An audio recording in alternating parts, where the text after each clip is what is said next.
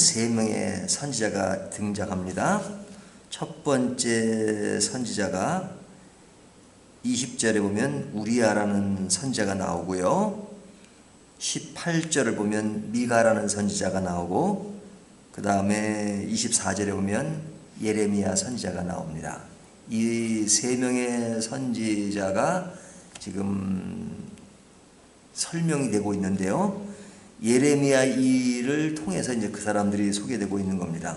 첫 번째 나오는 그 우리야라는 사람은 여호야김 시대에 예언하는 선지자입니다. 당대의 선지자입니다.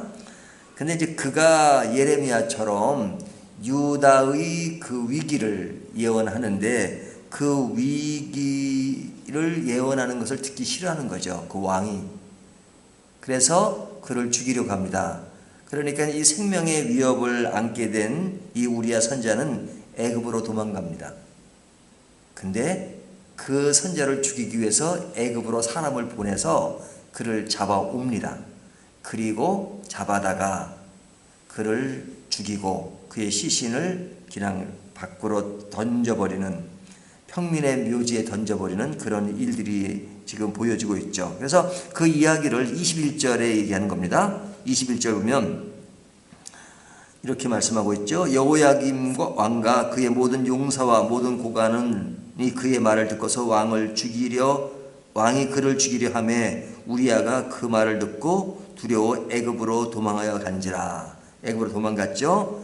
그 다음에 23절을 보면 그들이 우리야를 애굽에서 연행하여 여호야김 왕에게로 그를 데려오매 왕이 칼로 그를 죽이고 그의 시체를 평민의 묘지에 던지게 하니라. 제가 이야기했던 것처럼 지금 이런 사건이 벌어진 겁니다. 그러니까 우리야라는 선지자는 예언하다가 죽게 되는 케이스죠. 그 다음에 이제 18절을 보면 미가 선지자가 나오는데요. 18절 보면 유다 왕 히스기야 시대에 모레레 사람 미가가 유다의 모든 백성에게 예언하여 이르되, 그 예언하는 내용입니다. 만군의 여호와께서 이와 같이 말씀하시니라. 시온은 바깥이 경작지가 될 것이며 예루살렘은 돌 무더기가 되며 이 성전에 사는 산당의 숲과 같이 되리라 하였으나, 그죠? 이 미가 선지자는 그 다른 선지자는 똑같이 예언한 겁니다. 유다의 위기를 예언했는데 그랬으나 하면서 그 다음 나오는 얘기가 19절 유다의 왕 히스기야와 모든 유다가 그를 죽였으나 히스기야가 여호와를 두려하여 여호와께 간구하매 여호와께서 그들에게 선하는 재앙에 대하여 뜻을 돌이키지 아니하셨느냐. 자, 여기에 미가 선지자가 예언했을 때 어떻게 했어요? 히스기야 왕이 그 말을 듣고 돌이켰다. 또 돌이켰다기보다는 그 말을 기이 여기고, 그리고 그가 말한 대로 그냥 하나님이 원하는 길을 갔다는 거죠. 그래서 하나님이 그 재앙을 내리지 아니했다, 이렇게 말하는 겁니다. 그러니까 미가 선지자도 여기 우리야 선지자는 똑같이 유다의 위기를 얘기했는데 그 예언을 받아들이는 왕이었기 때문에 그는 죽지 않고 그냥 당당하게 그 예언을 전할 수 있었다는 말입니다. 그러니까 우리야와 미가는 서로 대조되죠. 같은 선지자고 같은 말씀을 전했는데 한쪽은 죽고 한쪽은 살아남겠습니다. 자, 그리고 이제 마지막으로 언급되는 선지자가 이제 이 본문의 주인공인 예레미야 선지자는 어떻게 되느냐. 예레미야 선지자는 이제 앞에서부터 쭉 지금 이야기되고 있는 거잖아요.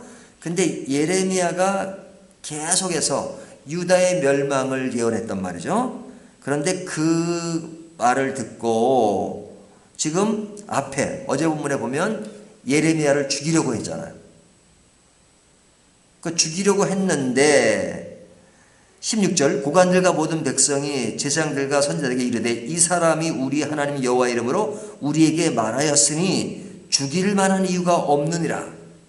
그러니까 죽이려는 사람이 있지만 그의 말은 그 정도로 죽일 수 있는 게 아니다 라고 말하는 사람이 있단 말이죠. 그리고 제일 뒤에 가보면 24절에 사반의 아들 아이감의 손이 예레미야를 도와주어 그를 백성의 손에 내어주지 아니하여 죽이지 못하게 하니라. 그러니까 예레미야 선지자는 죽을 뻔한 거죠. 하지만 아이감의 도움으로 인하여 그가 죽지 않았다 하는 얘기입니다.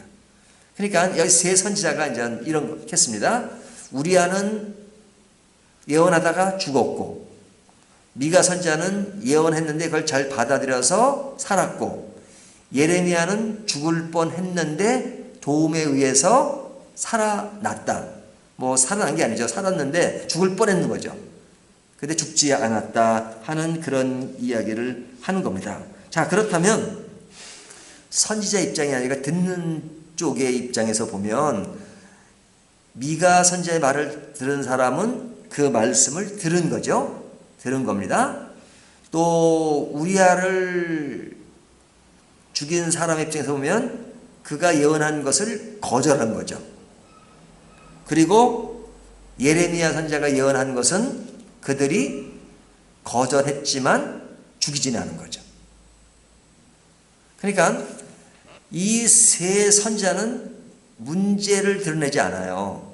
뭐 인간은 뭐 문제 없는 인간이 있겠어요. 하지만 이 선지자는 하나님의 말씀대로 열심히 오늘날식으로 말하면 복음을 증거한 겁니다.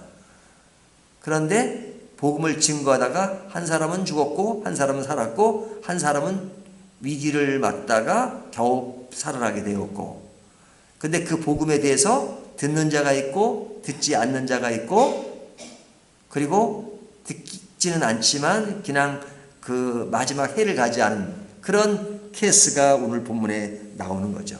이것이 오늘 본문 전체의 내용이에요. 자, 그러면 이제 오늘날 이 말씀을 우리가 적용할 때 무엇을 생각해 볼 수 있느냐? 복음을 전하는 자는 다들 신실하게 전하는 경우가 많잖아요. 그런데 그 결과는 정 다르게 나타날 때가 있단 말이죠. 뭐 예수님의 제자들 중에 보면 뭐 어떤 제자는 일찍 순교당하고 죽었잖아요. 그런가 하면 요한 같은 사람은 아주 오래 살았어요. 그러면 요한이 하나님의 은혜를 더 받아가지고 더 신실한 제자이기 때문에 오래 살았나요? 그러지 않잖아요. 그러니까 하나님이 정해진 때가 있는 것 같아요.